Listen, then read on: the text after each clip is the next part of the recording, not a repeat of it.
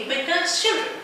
Like an outsider, or to make India accessible to an outsider, Rushdie takes a sweeping glance at the country, superficially evoking its complex plural nature without any effort to concentrate on specific issues that are of concern to insiders and to which regional language writers aiming at an inside audience are usually attentive.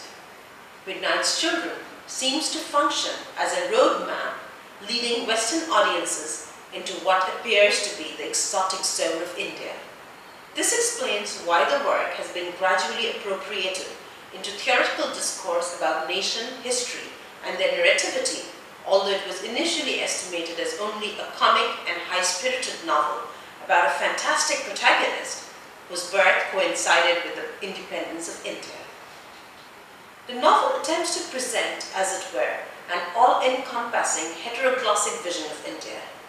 Rushdie seems to have created a modern-day version of the epic Mahabharata, within the grand scope of which is located all significant aspects of modern Indian experience. Like the Mahabharata, of which it is said that whatever is not in the Mahabharata is not in Bharata or India, Midnight's Children, through its use of epic conventions of numerous digressions and narration of multiple stories woven into each other, simulates the sense of capturing the diverse elements that constitutes India. The panoramic vision of India represented in Rushdie's saga is, however, essentially the gaze of the outsider, or a gaze meant for the outsider. Rushdie highlights the diverse elements that come together to create the Indian experience, but does not attempt to analyze in depth any element in an effort to account for the Indian situation, as an insider or a regional language author writing for an Indian audience would have done. The novel also covers the vast range of Indian history from the pre-independence era to the first 30 years post-independence. The rendition of history in Rushdie's work is, however, very different from that in The Home of the World. Unlike Tagore, Rushdie's personal perspective on specific historical events or political trends in history does not emerge prominently in the novel. It is only in his satirical depiction of the emergency and the satirizing of the then Prime Minister, Indira Gandhi, as the widow who castrates Salim, that Rushdie's disapproval of the dictatorial measures adopted by Indira Gandhi is manifested. At all other times, he evades a distinct political standpoint, and history is caricatured by the narration of the comic protagonist. The novel personifies history to the extent that history almost seems to be generated within the textual space. Through such a personalized version of history, Rushdie seems to challenge official historical discourses' claim of accurately representing the past. Salim repeatedly uses qualifiers as maybe yes and why not in his narrative, which compel us to ponder upon his narrative's validity and truth. Rushdie thus hints at the questionability of what is projected as absolute historical truth.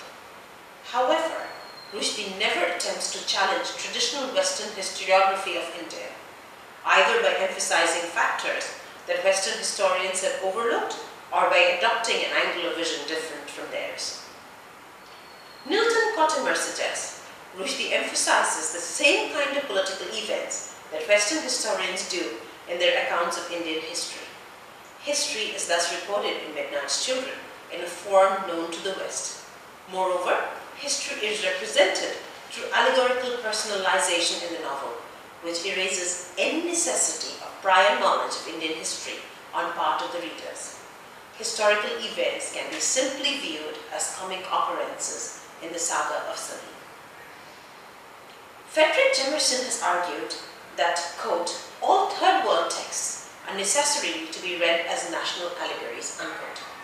He claims that in third world literature, the story of the private individual destiny is always an allegory of the embattled situation of the public third world culture and society.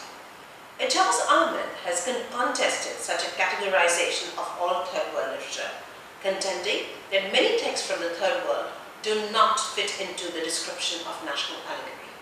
Midnight's Children, however, befits the description of a national allegory.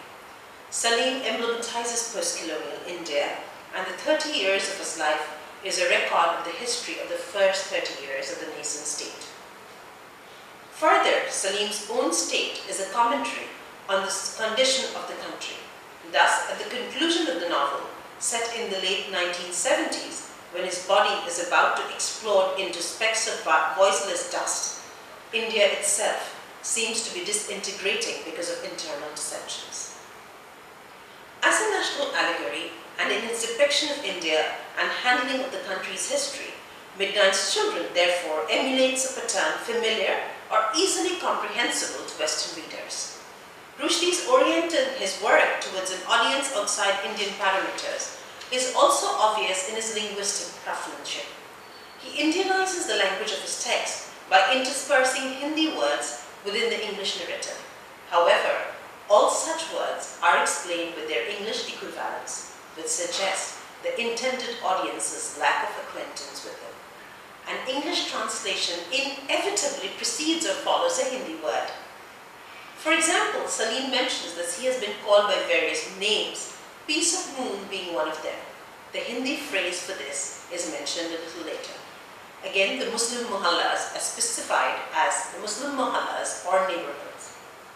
When questioned about his audience, Rushdie had commented, quote, "In the case of Midnight's Children, I certainly felt that if the subcontinental readers had rejected the work, I should have thought it a failure, no matter what the reaction in the West," unquote.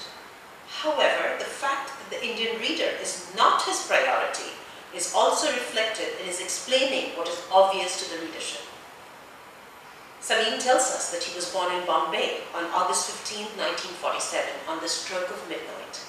No Indian reader can be oblivious to the significance of this date and time. But Salim goes on to add, quote, "Oh, spell it out, at the precise instance of India's arrival at independence, I tumbled forth into the world," unquote. These details are spelled out for an audience that lacks acquaintance with even the basics of Indian history.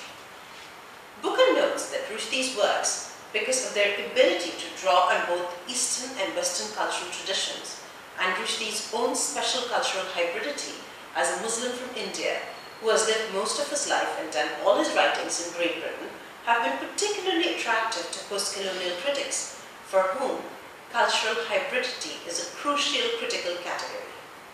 Schaumburg states that the emphasis on hybridity results from the fact that post-colonial theory has characterized post-colonial societies as hybrid societies. The hybrid nature of Midnight's Children is manifested in Rushdie's combining Western influences with Eastern literary tradition. Influences of the Arabian Nights, Gabriel Garcia Marquez's 100 Years of Solitude, Gunter Grass's The Tin Drum, and Lawrence Tarn's Tristram Shandy on Midnight's Children are apparent. Such outside literary traditions are combined with techniques like non-linear progression of events, lengthy digressions, and recursive inconsistent narration adapted from Indian epic literature and oral forms of storytelling. In Midnight's Children, hybridity operates at the level of language as well. Language is hybridized by Rushdie's chutnification of English, by Indianizing English or chutnifying English through the insertion of words from Indian languages into the English narrative. Rushdie constructs a hybrid language.